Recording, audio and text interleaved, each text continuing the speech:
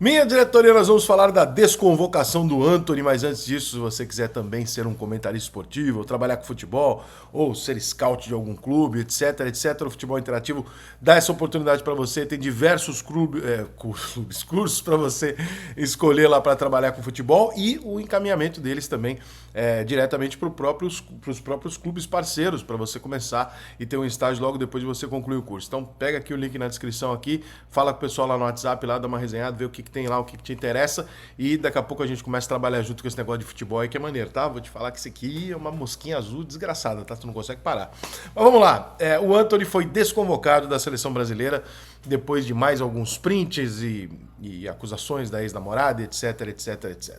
Bom, eu, como linha que eu uso há mais de 20 anos, não vou entrar no mérito culpado, inocente, etc, porque eu acho que a gente não pode nem condenar antes de ser investigado e julgado, e também a gente não pode absolver. Então a gente tem que ficar em cima do muro e deixar que as coisas aconteçam, porque a gente já viu casos de pessoas que fizeram realmente, casos de pessoas que foram acusados, massacrados e que não fizeram.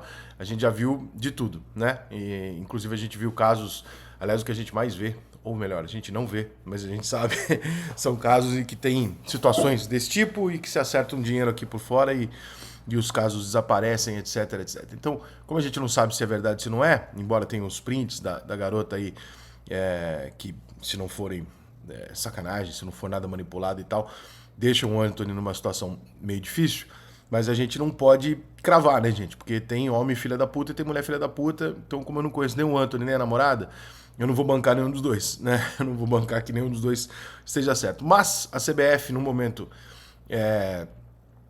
um momento difícil da sociedade, onde as coisas são absolutamente imediatas, né? Então a pessoa fala que teve uma agressão e imediatamente as pessoas já têm uma opinião formada em 100% para um lado ou para o outro.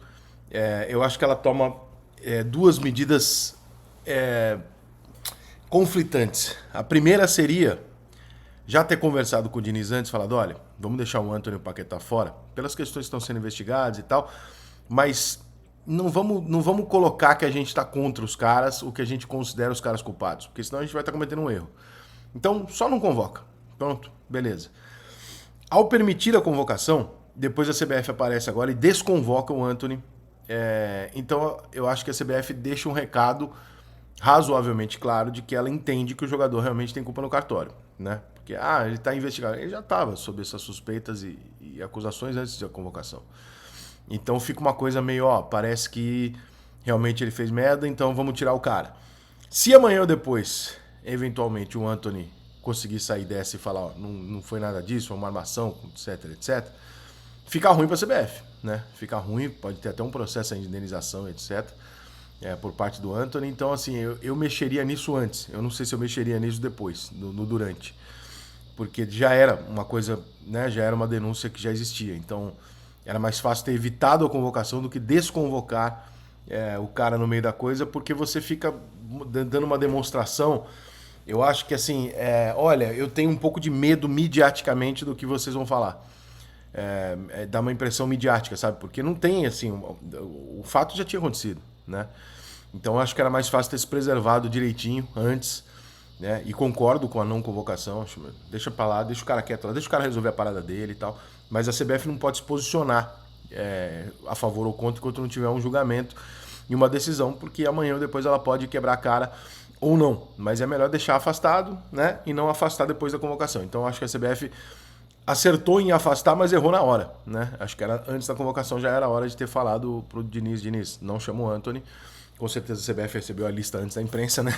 Então podia ter falado, Diniz, o Antony melhor não, por causa disso, e teria economizado esse episódio midiático que agora vai pesar sobre a CBF, eventualmente, se amanhã ou depois o Antony for absolvido.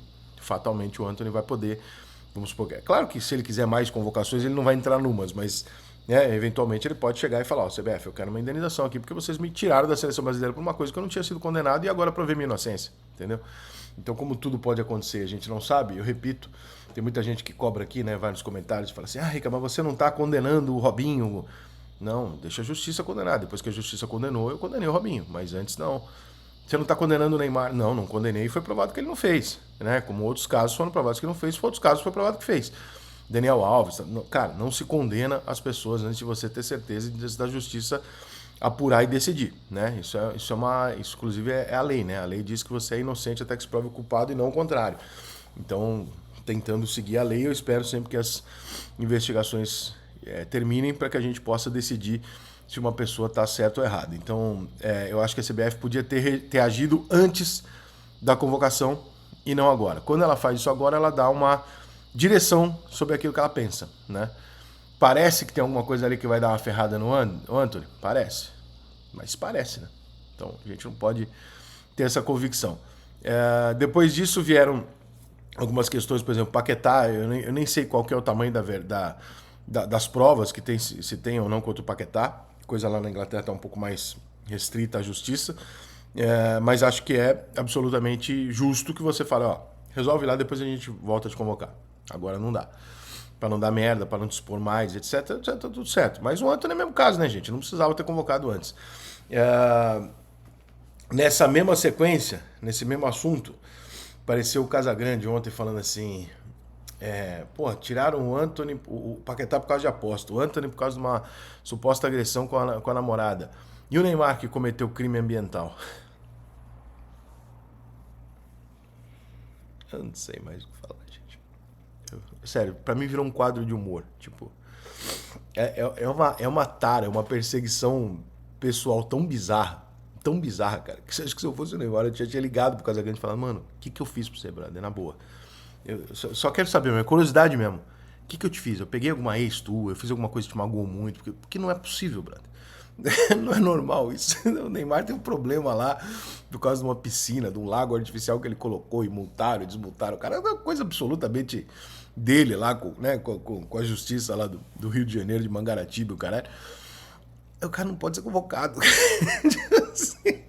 Vai chegar um dia que pra tirar o Neymar da seleção ou do holofote, o Casagrande já falou assim, mas o Neymar tem cárie. Não pode o jogador ter cárie na seleção brasileira. Cara, é um negócio muito louco isso, cara. Você tá colocando no mesmo pacote um jogador que tá sendo suspeito de manipular apostas esportivas, que é um crime grave. Um cara que pode ter agredido a mulher, que é um crime gravíssimo. E o cara que pode ter um problema na justiça lá, porque construiu um lago que podia, não podia, tinha que ter uma autorização. É um negócio assim tão... Cara, o Brasil é um negócio muito surreal, gente. Muito surreal. Mas enfim, segue o baile, né, amigo?